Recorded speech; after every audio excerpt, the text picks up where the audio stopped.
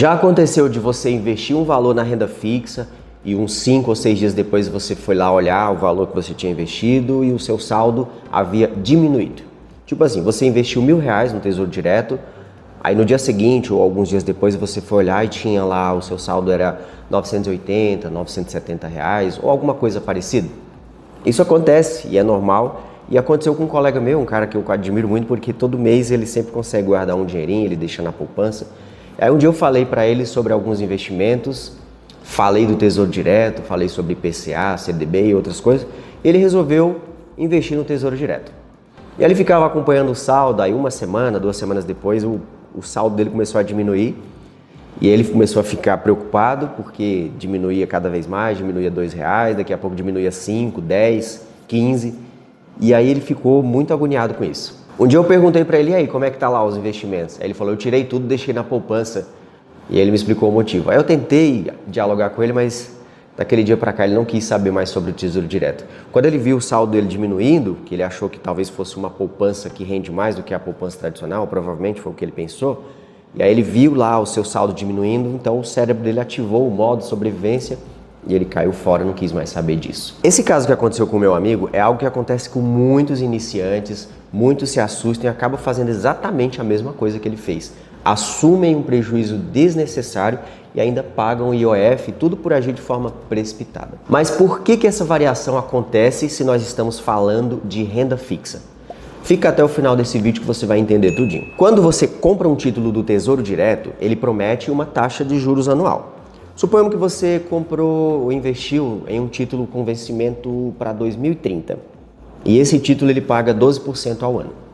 Aqui é importante entender uma coisa, existem 2 formas de você acompanhar ou olhar esse investimento. A primeira forma de você olhar se chama marcação na curva. É como se fosse um caminho que o título faz em linha reta até chegar no seu vencimento, no caso aqui nós estamos falando de 2030, né? Que é o título que nós estamos falando. Esse caminho ele não muda. O título continua rendendo aqueles 12% ao ano até chegar no vencimento. Ou seja, a rentabilidade dele não vai mudar. Mas o que você vê no aplicativo da corretora, quando você percebe uma pequena variação ou para cima ou para baixo no valor daquele título, quando isso acontece, né? Por exemplo, o preço cai quando você investiu ou sobe um pouquinho, isso se chama marcação a mercado. Aquilo que você vê lá no saldo da corretora, ele mostra o preço do título hoje, caso você decidisse vender agora para outra pessoa. Vamos entender melhor. Na marcação na curva, o seu título segue valorizando normalmente, porque a taxa contratada ela não vai mudar.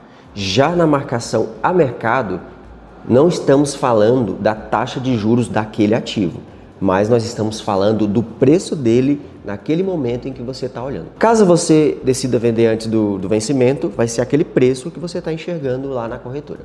Veja um exemplo.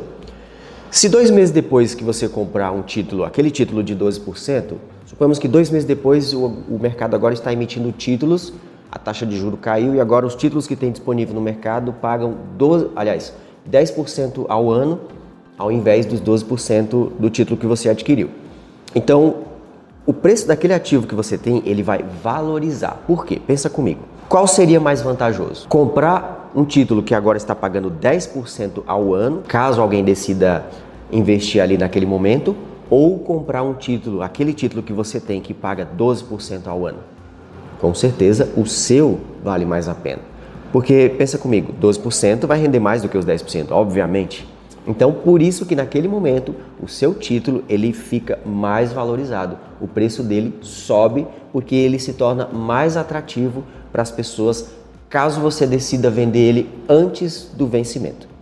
Mas atenção, o contrário também acontece. Se a taxa de juros sobe 1 ou 2 meses depois, por exemplo, estamos falando ainda do título de 12%, mas aí 1 ou 2 meses depois o mercado começa a lançar títulos que pagam 13% ao ano, por exemplo.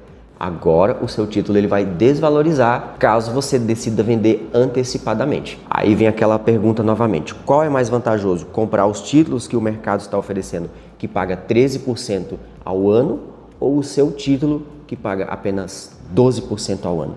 É claro que nesse momento vai ser mais vantajoso comprar do mercado. Então, por isso que naquele momento o preço do seu ativo, do seu título lá, ele perde valor. em relação aos novos títulos. Mas atenção, vale a pena repetir, se você decidir ficar com o título dos 12% até o vencimento, que é o mais recomendado, o governo vai te pagar centavo por centavo da taxa combinada, ou seja, os 12% ao ano durante todo o período. Anota essa regra de ouro. Quando a taxa de juros ela sobe, o preço do seu título cai. Quando a taxa de juros cai, aí o preço do título sobe. Agora uma pergunta, por que a taxa de juros sobe, desce? Por que fica acontecendo essas variações? Bom, algumas coisas influenciam isso. Uma delas é a inflação. Se a inflação sobe, o mercado exige juros maiores para poder compensar o risco. Outra coisa, risco no Brasil, incerteza política, isso também afeta a taxa de juros. E também o cenário externo.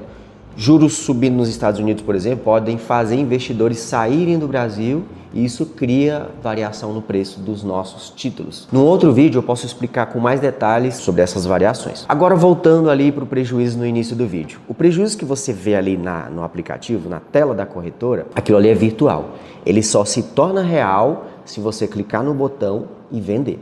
Vender é o mesmo que assumir um prejuízo caso venha a haver uma variação no preço para menos daquele ativo que nós estamos falando.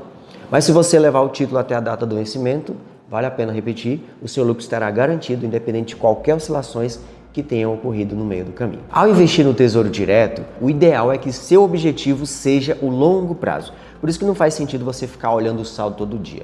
Porque nós estamos falando de renda fixa. A renda, ou melhor, a rentabilidade, ela é fixa, ela não muda. Quando você olha para a corretora, o que muda ali não é a rentabilidade do título, é o preço do ativo. A rentabilidade, ela vai continuar sendo fixa. E aqui vai uma dica extra para você aproveitar melhor todos os títulos do Tesouro Direto. Se o seu objetivo vai ser o longo prazo, prefira os títulos atrelados ao IPCA+, ou os títulos prefixados. Agora, se for para reserva de emergência, é ideal que você use o Tesouro Selic, porque é o que sofre menos com esse tipo de oscilação. Entendeu agora por que o saldo caiu? Então, se esse vídeo te tranquilizou, deixa um like, se inscreve no canal e continua acompanhando os conteúdos e até o próximo vídeo.